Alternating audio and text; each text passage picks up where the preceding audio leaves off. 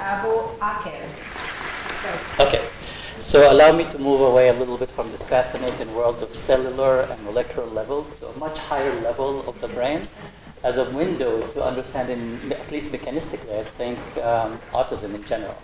So as the title suggests, I'm interested really into the relationship between attention and social cognition and how that might be represented neuronally in people with autism. And so I have a couple of disclosures. One I don't have.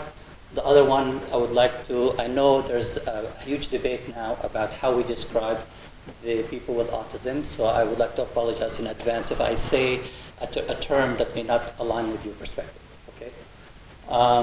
So basically, the study hinges on the idea that this theory of mind, which is the ability to represent mental states, is related to attention reorienting, and maybe attention reorienting contributes to the development of theory of mind.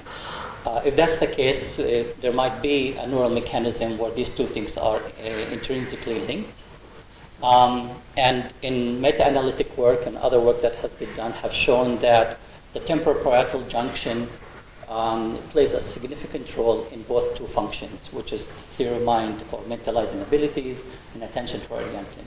And as you can see from this meta-analysis, a task that has been used to test theory of mind and task that has been used to test attention reorienting invoke the same region of the temporal parietal junction with slight variation. So, but the TPJ is not a unitary construct, and work that has been done and conducted over the last decade has reproduced that the TPJ can be reliably divided into an anterior and a posterior subdivisions. The anterior typically is associated with the ventral attention network and also involved in tasks that are associated with reorienting, and the posterior portion of the TPJ associated with social cognition. So when we look at research that has been conducted in autism, we find that basically people with autism, as you may all know, have a typical performance in theory of mind related tasks. They also, when we look at the neural mechanism associated with theory of mind processing in autism, there is problems with functional connectivity, which is also involved the TPJ. Similarly is the case when we look at attention reorienting and again the TPJ surfaces.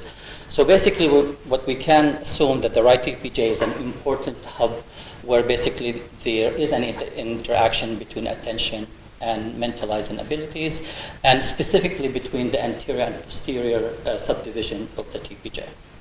So what we wanted to do is basically to look at the relationship between these two functions using resting state functional connectivity data, specifically of the anterior and the posterior TPJ.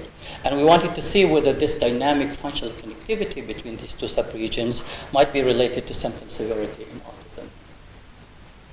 So what we actually have used, we looked at two existing data sets from the Autism Brain Imaging Data Exchange, otherwise known as the Abu-Akel database. We actually had one exploratory data where it consisted of about 15 people with autism and 15 typically developing, and a much larger replication data set which has 29 of autism and 29 people with typically developing course of life. And basically what we did is we applied dynamic independent component analysis to assess the general functional connectivity between these two regions.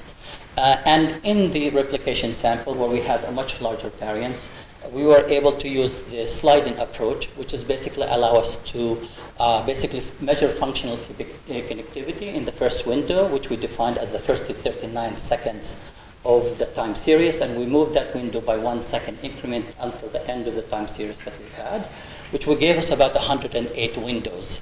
And that basically gave us an opportunity to actually parameterize the functional connectivity of those windows using the first index, which is called the proportion, which is basically the proportion of windows that fell in a particular state. So if in the first window, for example, there's highly negatively correlated or highly positively correlated, and we basically divide it into no correlation, medium correlation and high correlation to both the negative and the positive sides. We also looked at the mean dwell time, which is basically the average number of continuous windows attributed to the same state in the entire time series.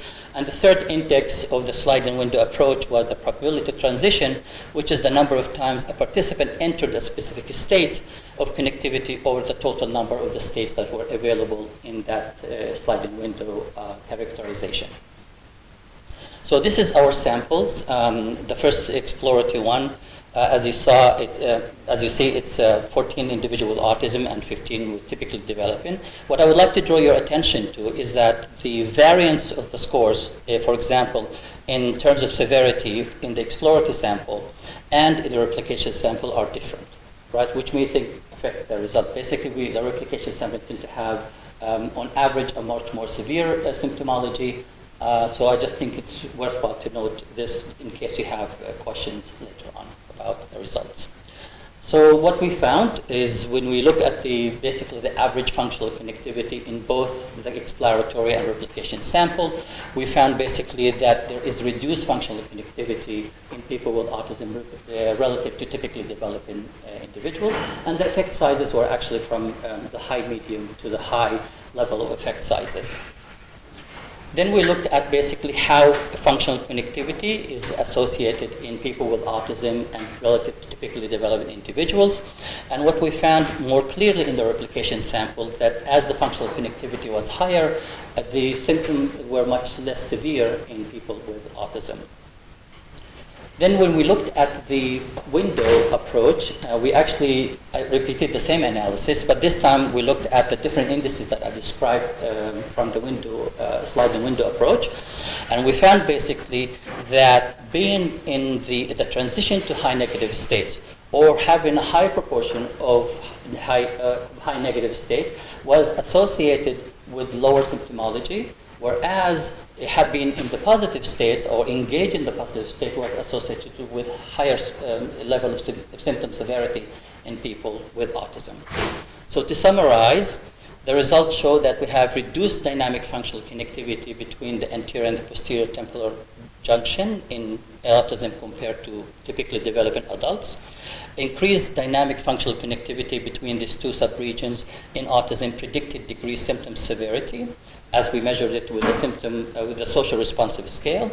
And the sliding window approach showed that symptom severity was negatively predicted by engagement of the highly negative states and positively predicted by engagement of the highly positive states.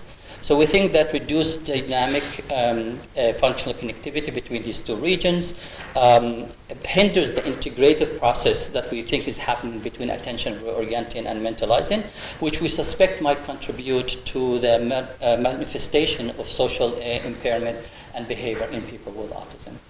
So thank you for listening, and I was not kidding when I was saying that I could hit the mark almost. So any questions, I'm happy to answer.